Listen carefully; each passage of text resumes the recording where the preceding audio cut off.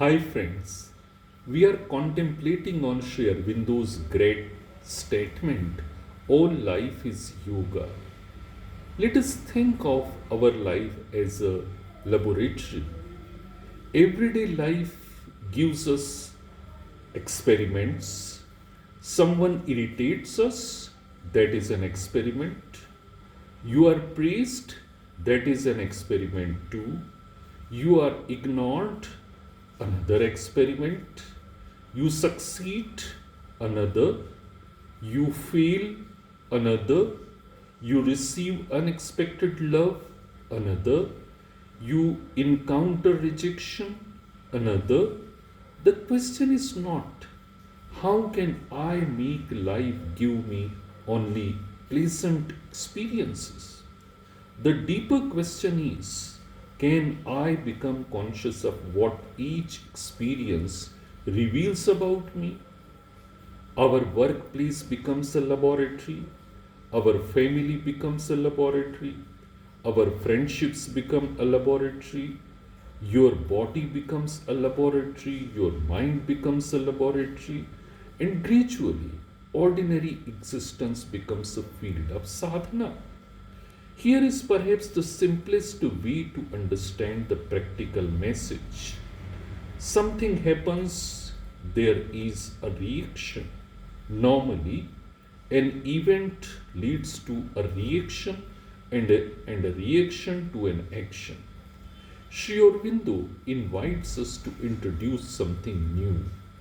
Let any event lead to awareness, awareness lead to choice, and choice lead to action. That small space between stimulus and response can transform our lives. Someone insults you, pause, observe what is happening inside anger, hurt, fear, pride. Then ask, what is the consciousness in me that can observe all this? You have already begun to move from identification to awareness, and that movement is yoga. This is perhaps the most beautiful dimension of Sri Aurobindo's message. Many spiritual traditions have emphasized transcendence. Rise above the world, detach yourself from the world, seek the divine beyond appearances. Sri Aurobindo embraces the transcendent divine, but he also emphasizes the divine in the world. His aim is not merely liberation from life, it is transformation of life.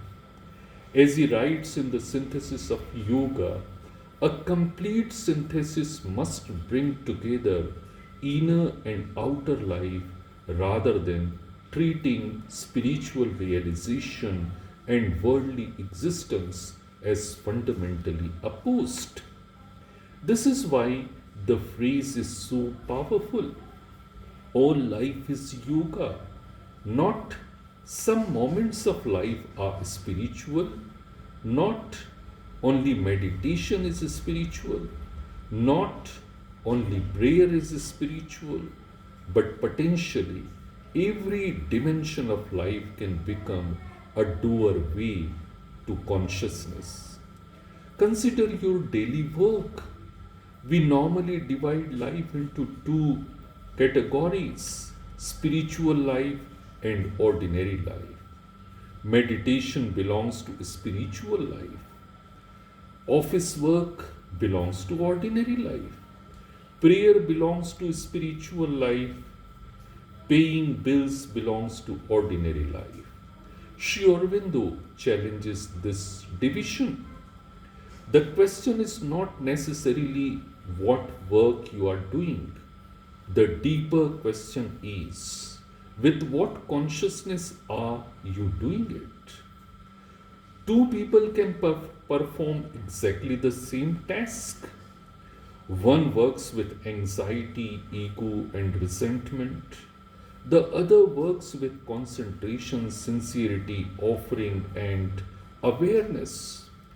The outer action may look identical, but inwardly they are living two entirely different lives.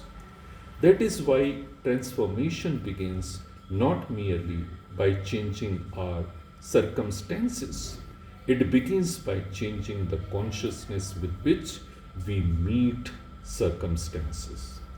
And perhaps nowhere is this more difficult or more rewarding than in relationships. It is easy to feel peaceful while sitting alone in meditation. Then someone at home says something we don't like. Suddenly the meditation disappears. But perhaps that person has become our spiritual teacher, not because they intended to, but because they have revealed something within us.